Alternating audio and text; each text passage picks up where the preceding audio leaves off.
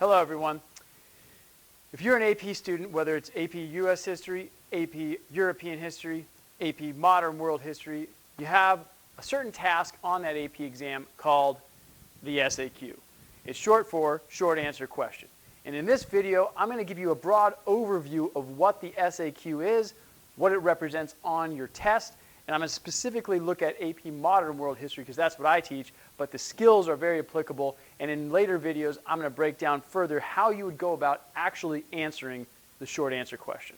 All right, first things first, technology. Let's see if Menenberg can handle this. Let's not read all that. That's a lot. Let me break it down for you this way. The short answer part of the test is Section 1, Part B of the AP exam. It takes about 40 minutes, and you have 4 short answer questions, 3 of which you have to answer. Now, the first 2 are required. That means they're mandatory. Both of those are stimulus-based questions. In other words, there's a short passage that you, as the test taker, are going to have to read and sort through and then respond to 3 different prompts for that stimulus. Each short answer question has 3 different prompts, A, B, and C, that you have to answer. So in other words, you're basically answering 9 questions total for the short answer section of the AP exam. Hopefully you haven't gotten lost so far. If you do, rewind, play again. We'll see if we can do this again. Okay, so the first 2, stimulus-based. The second 2 are non-stimulus based, and you get to choose which one of those you answer, right? So again, you're answering 3 total questions. 1 is required of the non-stimulus, 2 are required of the stimulus-based. All historical periods are represented on the short answer. Okay, let's come over here for a second and see what we can see.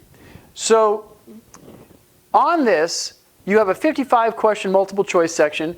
You got a 3 SAQ section, and remember, this is worth 20% of your total grade for the AP exam. So it's 1/5 of the exam is right here in the short answer. So it's worth figuring it out. Another reason it's worth figuring out is because the short answer question is the building block for your other writing tasks, your DBQ, your document-based question that is, and your LEQ, your long essay question. If you figure out how to write the SAQ well, you are going to do far better on the LEQ and the DBQ. It's just a given, okay? Now, this is a demonstration of what you're going to be looking at when you get the SAQ section, when you open that packet. All right, you are going to have 4 blank pages that have a watermark that says Q1, Q2, Q3, Q4.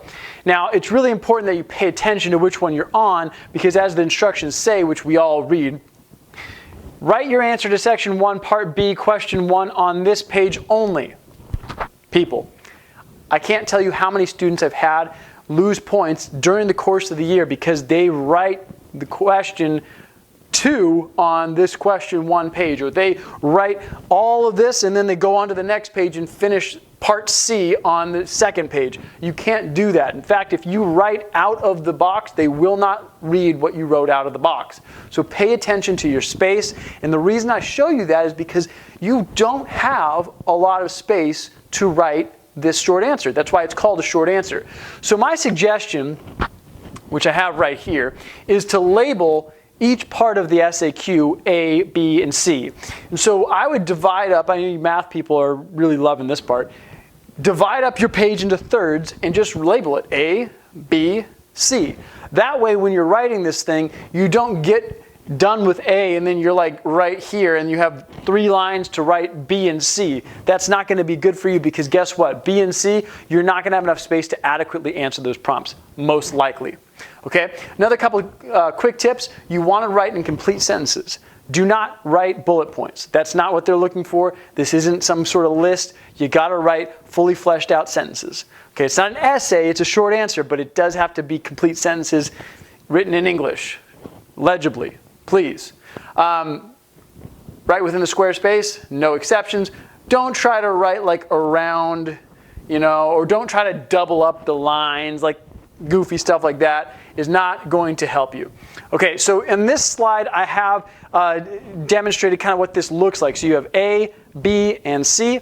Ignore the highlighting for now. What this is just kind of the different components of each answer. We'll get to that in a later video. Okay? In the later videos, I'm going to specifically focus on what we call the ACE. The ACE technique to answering the short answer question. This stands for answer the question, cite specific factual evidence, and explain or expand on that evidence. Okay?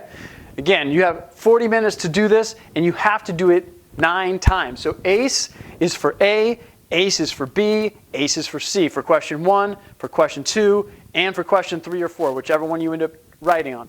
So you got to really figure out this formula. And the reason I say that is because if you do just this, but don't have specific evidence, you don't get the point for part A or whatever it is.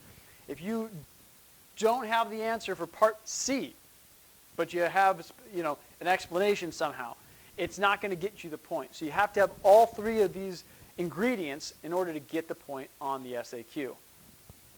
Okay.